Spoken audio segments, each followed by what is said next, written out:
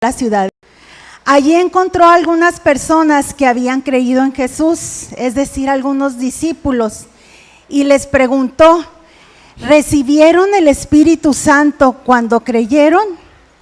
Ellos contestaron: no, ni siquiera hemos oído hablar de Él, no sabemos nada del Espíritu Santo. Vamos a orar. Señor, te damos gracias. Gracias por tu presencia en este lugar. Gracias por tu presencia en mi vida, en nuestras vidas, Señor. Y gracias por tu preciosa palabra. Gracias, Señor, por tu Espíritu Santo, quien es, Señor, el Maestro de maestros, quien es nuestra guía, quien es el que nos dirige, quien nos aconseja, quien nos lleva a toda verdad. Te pedimos, Espíritu Santo, que seas tú hablando a nuestro corazón, a nuestro entendimiento, trayendo una revelación nueva y fresca a nuestra vida, Señor. Te pedimos, Señor, que tu palabra produzca un fruto no del 30, no del 60, sino de un 100 por 1. Y te damos muchas gracias, Señor, en el nombre de Jesús. Amén. Hoy inicia una serie hermosa, no sé si se habrán dado cuenta, por la cual oramos que sea de gran bendición para nuestras vidas, y está titulada Conociendo el Espíritu Santo. Me atrevo a asegurar que muchos creyentes, tristemente, al igual que aquellos primeros cristianos de Éfeso, no conocen, no saben nada del Espíritu Santo, o bien le han hecho a un lado, lo han relegado, conociendo de él algunas cosas únicamente, y a veces quizás solo su nombre. Pero como vamos a profundizar más adelante, es imposible ser un hijo de Dios sin conocer y sin recibir al Espíritu de Dios. Y la verdad sea dicha, es muy fácil entender, visualizar a un Dios que es Padre, que nos ama con amor eterno, que es todo misericordia, que está lleno de gracia. Igualmente fácil es ver y entender a Jesús, quien es el Hijo de ese Padre amoroso y quien se hizo hombre para ofrecer su vida para nuestra salvación. Podemos muy fácilmente imaginárnoslos y sentirlos cercanos, pero sinceramente, ¿qué tanto sabemos del Espíritu Santo? Por lo que dice la Biblia, si pensamos en Él, imaginamos siempre una paloma, o nos imaginamos hablando otras lenguas, o bien fuego, o el agua, pero el Espíritu Santo no es eso. El Espíritu Santo junto al Padre y al Hijo es Dios, es un solo Dios, y esta es una verdad gloriosa. Y durante los próximos domingos le estaremos conociendo más y más. Y hoy empezaremos con el tema de la divinidad y persona del Espíritu Santo, la cual estará dividida en dos partes. Es pero muy importante entender que el Espíritu Santo es una persona, y más aún entender que es una persona divina, ya que los símbolos que se utilizan para referirse a Él, pues no le ayudan mucho, y con frecuencia se cree que es alguna cosa y no una persona que es igual al Padre, igual al Hijo, y que es uno con ellos. Creo que la gran mayoría de nosotros hemos escuchado la palabra divinidad, sobre todo si estás viniendo los jueves, debes de tenerla ahí muy fresquita en tu memoria, pero si no, te comento que la palabra divinidad es considerada como la cualidad de aquello considerado divino. también entendido como característica ligada a la deidad. Sin embargo, es muy común utilizar esta palabra como un modismo, sobre todo en nosotras las mujeres, para referirnos a algo que está muy bonito, a algo que es muy agradable, a algo que nos causa algún deleite. Y decimos cosas como, ay, me compré unos zapatos que están divinos. Ay, mira, ese pastel te quedó divino. Ese corte de cabello nuevo te queda divino. Recuerdo que el jueves que estaba impartiendo esta clase, hasta alguien levantó la mano y dijo, mi esposa es divina. Pero en realidad, nada de esto es divino o de carácter divino.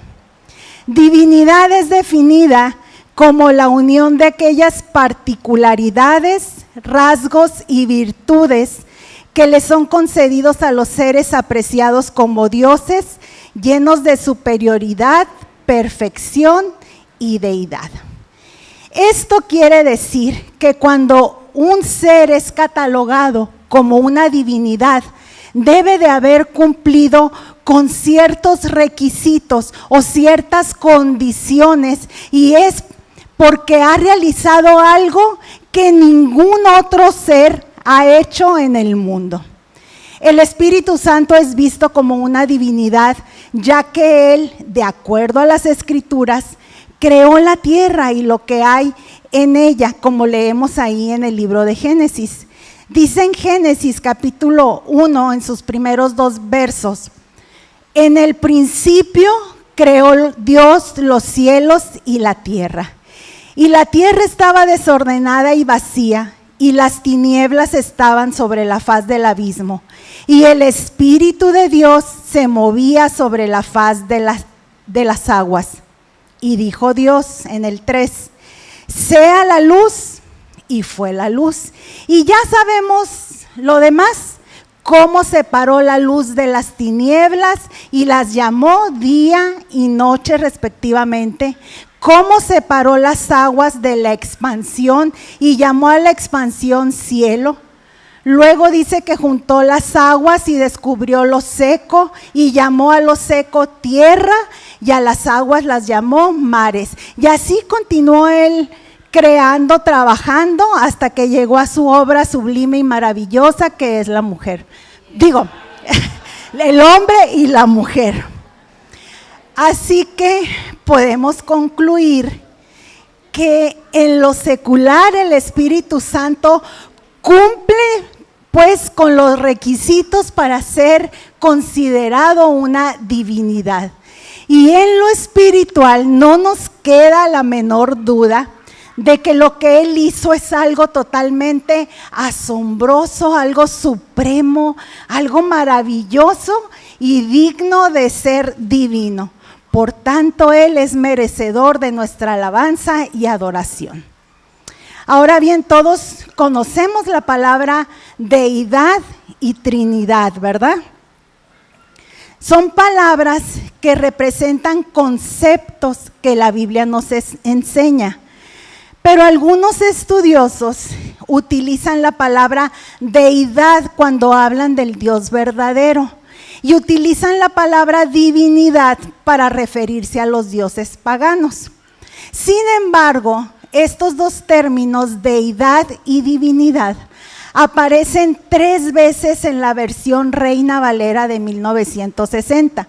La primera vez que la leemos está en Hechos 17:29.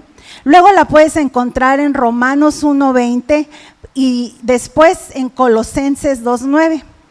Allí Hechos 17:29 dice, siendo pues linaje de Dios, no debemos pensar que la divinidad sea semejante a oro o plata o piedra, escultura de arte y de imaginación de hombres. Aquí en Hechos 17:29 hay un término griego utilizado que es la palabra teión. Yo no sé hablar griego, quizás no se pronuncia así, pero es esa palabra. Y significa esta palabra la divinidad o la deidad, siendo esta una manera perfecta de expresar el concepto del Dios verdadero en oposición a los dioses del paganismo griego.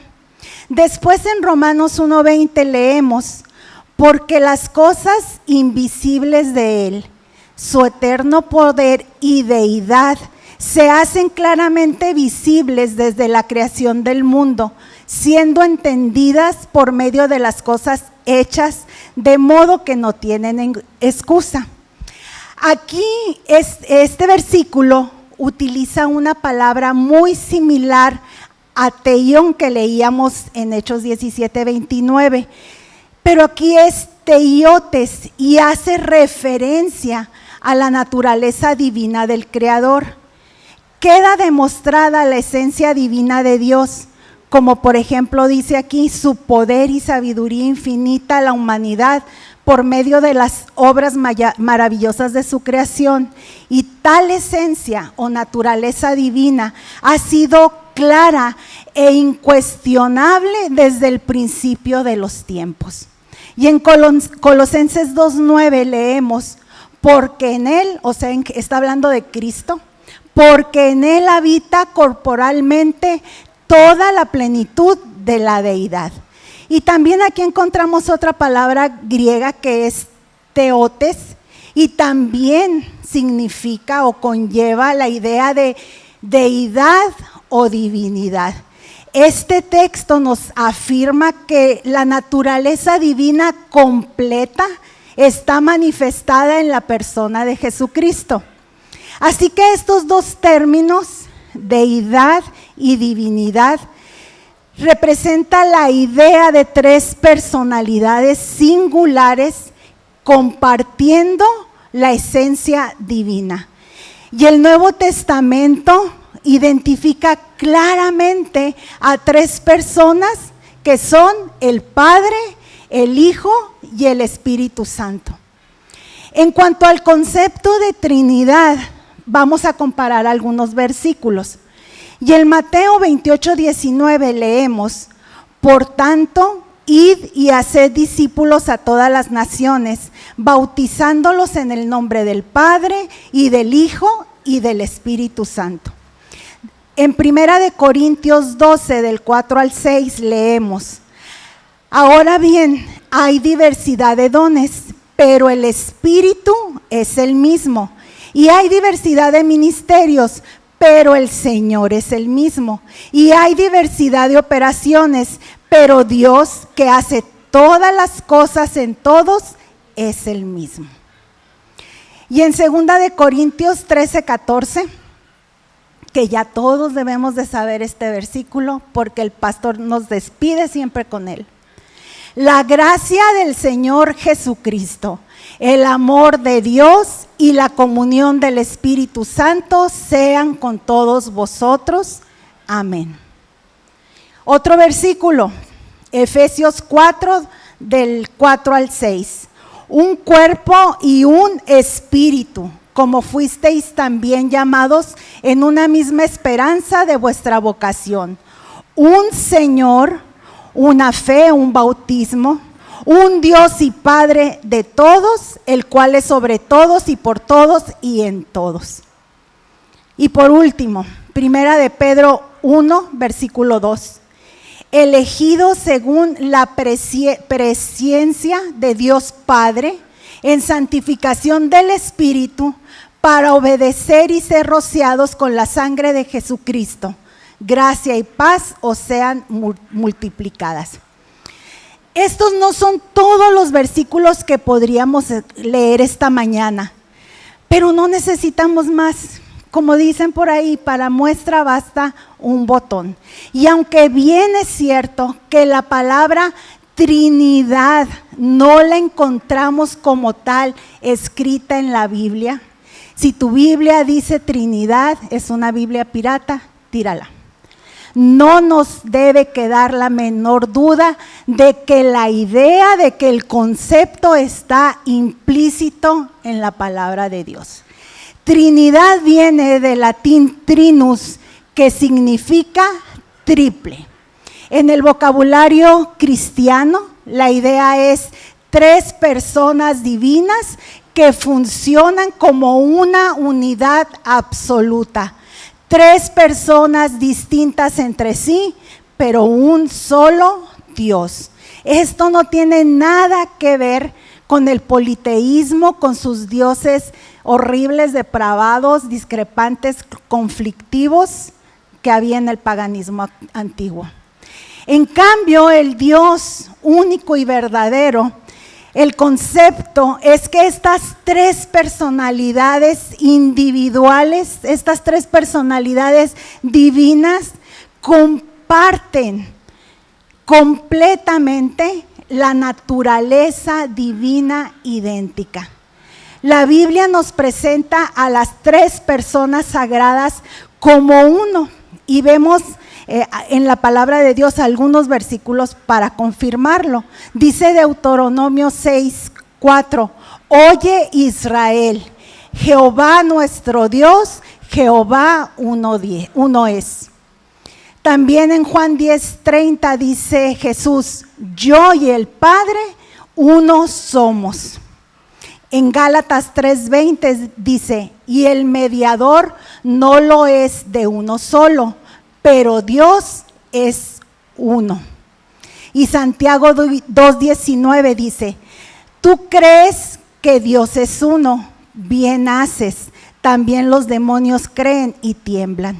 Entonces el Padre, el Hijo y el Espíritu Santo son uno en naturaleza, cada uno comparte la esencia de la deidad.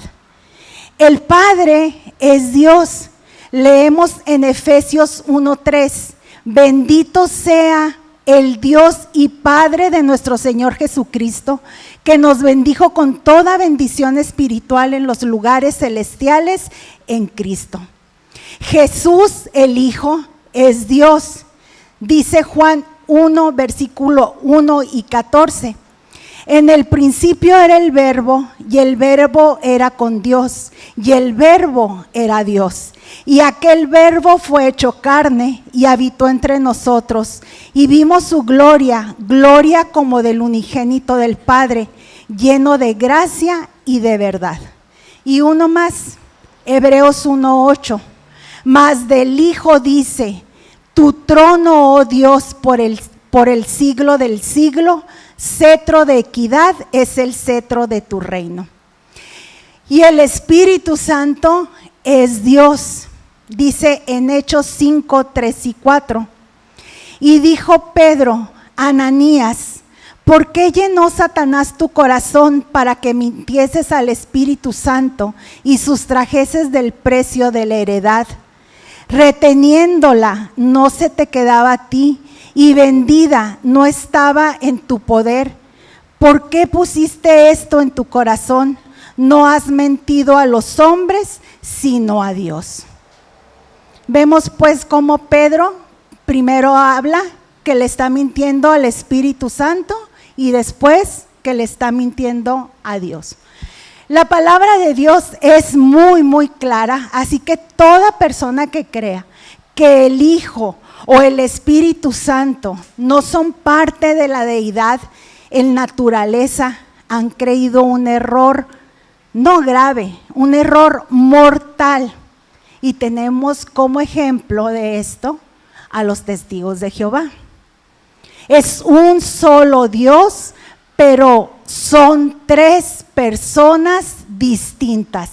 El Padre no es el Hijo, dice Marcos 13:32. Pero de aquel día y de la hora nadie sabe, ni aun los ángeles que están en el cielo, ni el Hijo, sino el Padre. Por otra parte, el Hijo no es el Espíritu Santo, dice Juan 14:16 y 17. Y yo rogaré al Padre y os dará otro consolador para que esté con vosotros siempre, el Espíritu de verdad, al cual el mundo no puede recibir porque no le ve ni le conoce. Pero vosotros le conocéis porque mora con vosotros y estará en vosotros. Y el Espíritu Santo tampoco es el Padre. Dice Gálatas 4:6. Y por cuanto sois hijos, Dios envió a vuestros corazones el Espíritu de su Hijo, el cual clama, Abba, Padre. De manera que aquellos que creen que el Padre, el Hijo y el Espíritu Santo son tres manifestaciones de una persona divina singular, también están garrafalmente equivocados como la Iglesia Pentecostal Unida. En la Biblia a veces se representa al Espíritu Santo como viento o fuego, es decir, en términos impersonales. Y por esta razón, algunas personas concluyeron que el Espíritu de Dios pues era algo impersonal, algo así como un poder divino, comparándolo con la corriente eléctrica que nos da poder en lugar de existir como una persona. Como les dije antes, es muy fácil imaginarnos a Dios como un padre, como una persona real y palpable. Y aún es más fácil imaginarnos a Jesús, ya que dice la palabra de Dios que Él tomó nuestra forma humana, nuestra naturaleza, que Él se hizo como una persona igual que nosotros. Pero con el Espíritu Santo, pues ahí sí cambia la cosa. Él es representado de una manera muy diferente. Las imágenes que aparecen de Él son en una forma de paloma o de una forma de fuego. Así que el Espíritu Santo pareciera ser etéreo, intangible, un ser impalpable. Por tanto, es mucho más difícil de comprender o de visualizar que el Padre y el Hijo. Así que por esta razón hay quien ha concluido que el Espíritu Santo es tan solo un poder impersonal y no una persona como tal.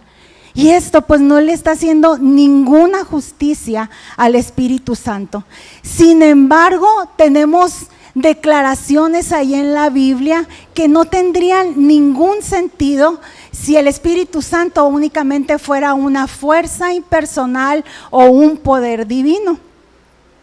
Por ejemplo, dice en Hechos 15:28, porque ha parecido bien al Espíritu Santo y a nosotros no imponeros ninguna carga más que estas cosas necesarias.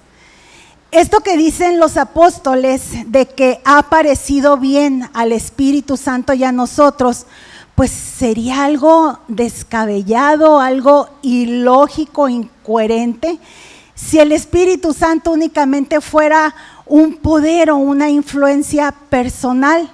Pero como bien leemos en este verso, esta declaración indica a otra persona, igual que el Padre y el Hijo son seres personales.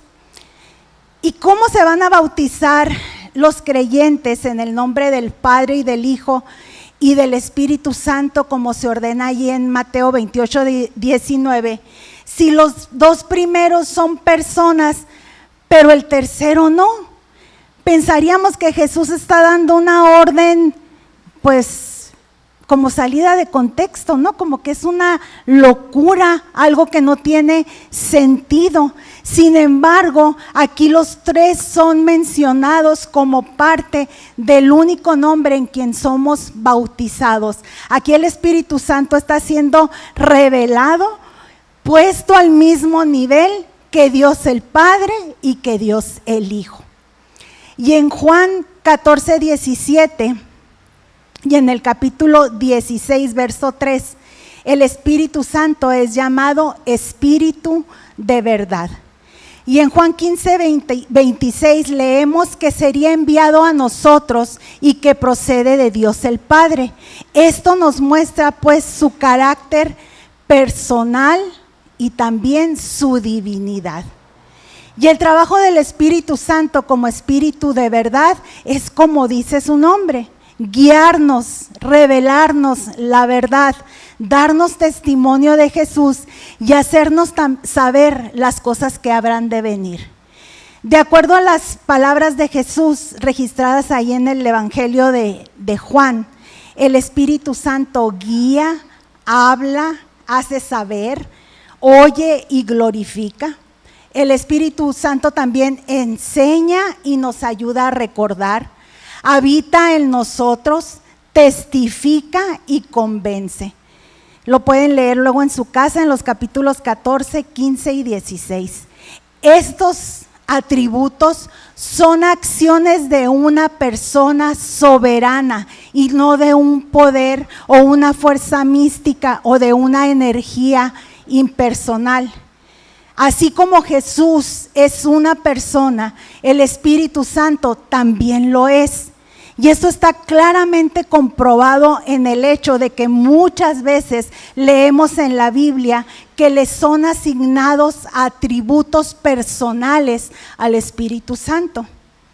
Juan 14:26 dice: mas el Consolador, el Espíritu Santo, a quien el Padre enviará en mi nombre, Él os enseñará todas las cosas y os recordará todo lo que os he dicho.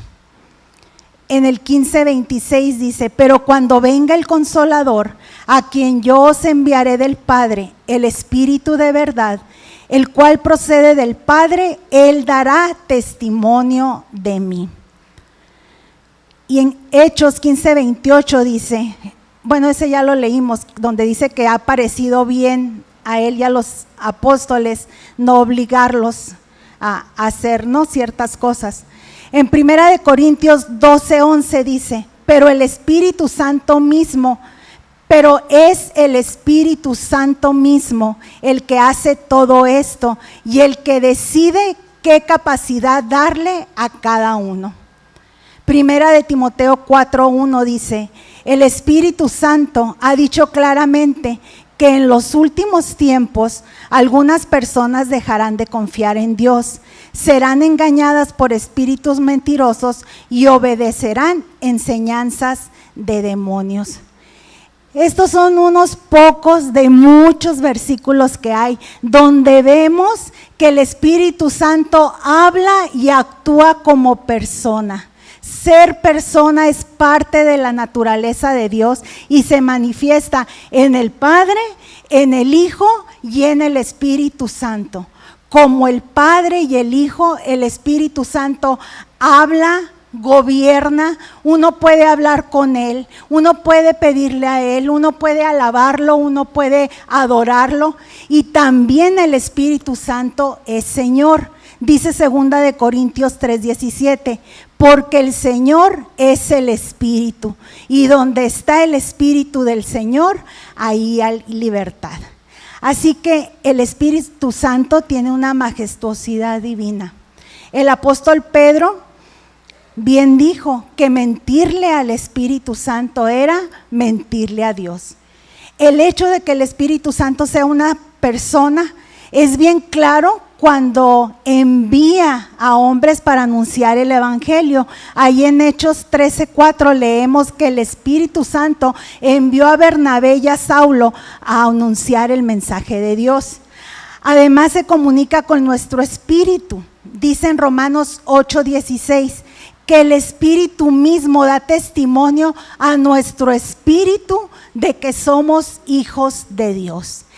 Y también intercede por aquellos que oran a Dios.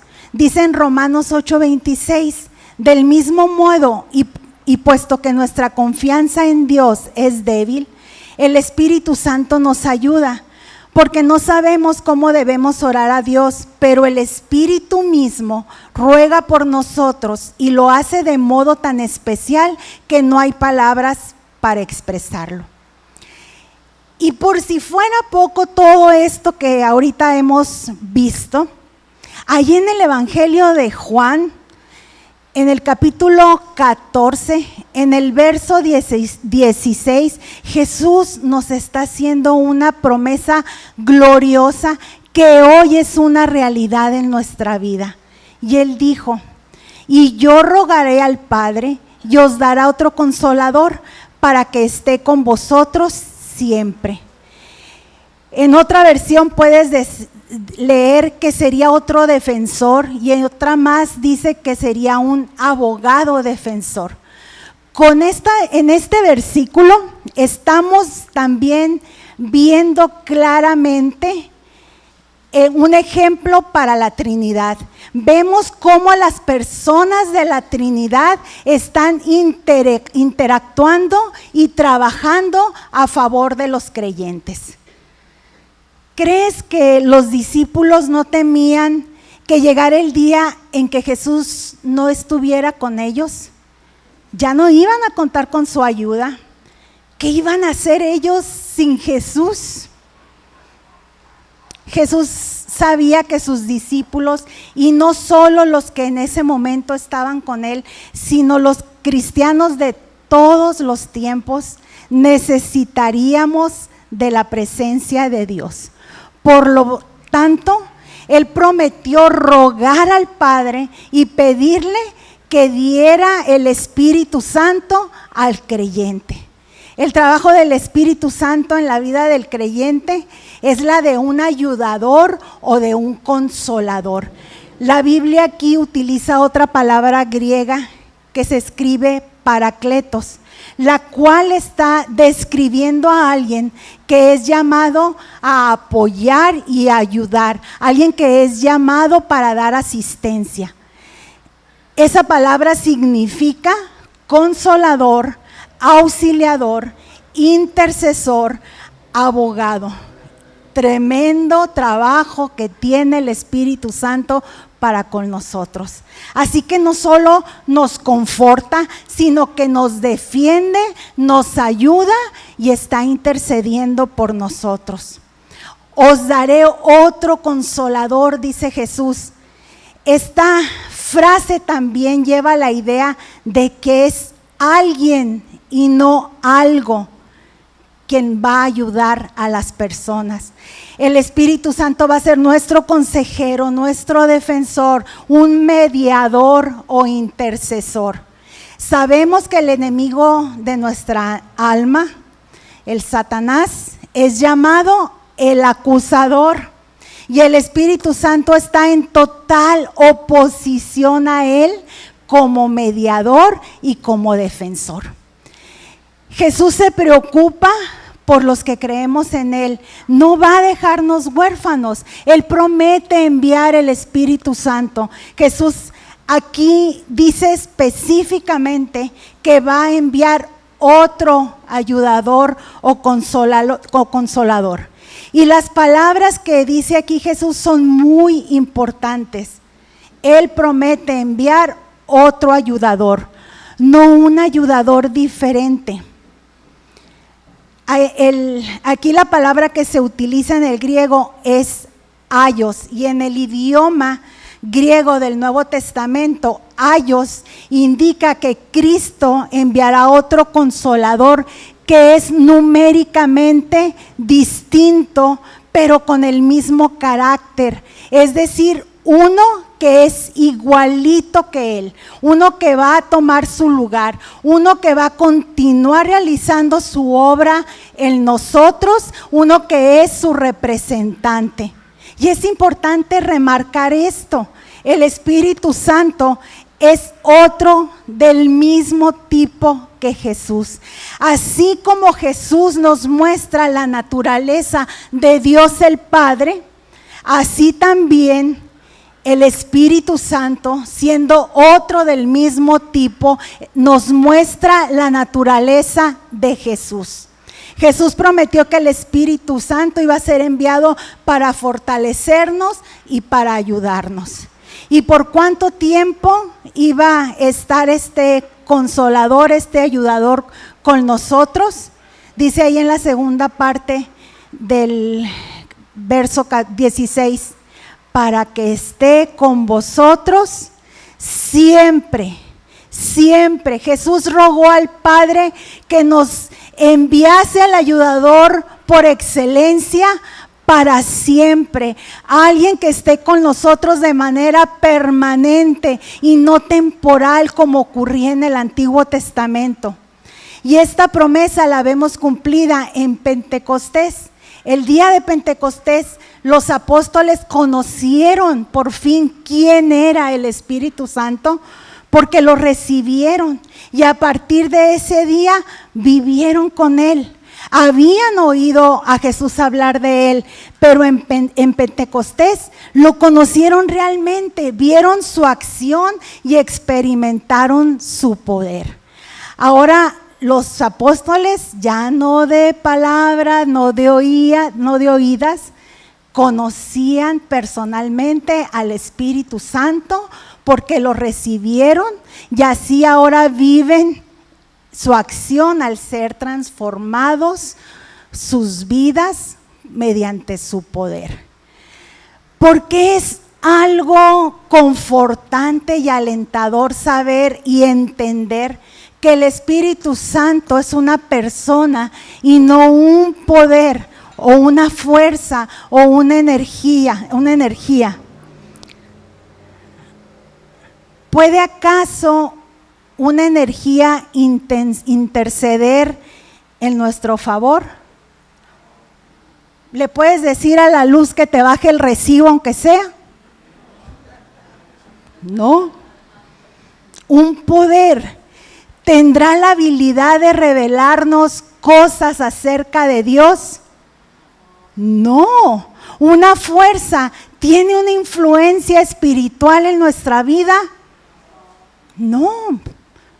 Hay los que van al gimnasio, a ver, saben bien que no.